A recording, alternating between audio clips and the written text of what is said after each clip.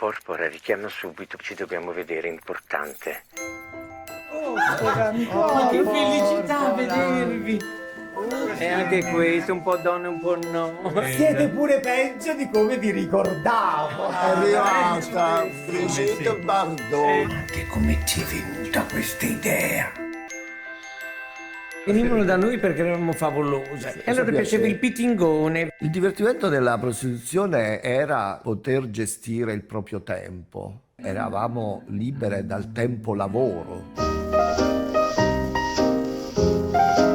Questo armadio era la nostra astronave e ci portava in mondi lontani.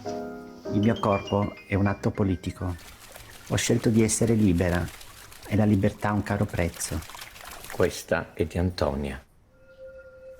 Cara Nicole, ti scrivo questa lettera perché ho un brutto presentimento. Antonia era di una bellezza sconvolgente, di un'eleganza, di una dolcezza. L'hanno vestita da uomo perché credo che la sua famiglia non l'abbia mai accettata.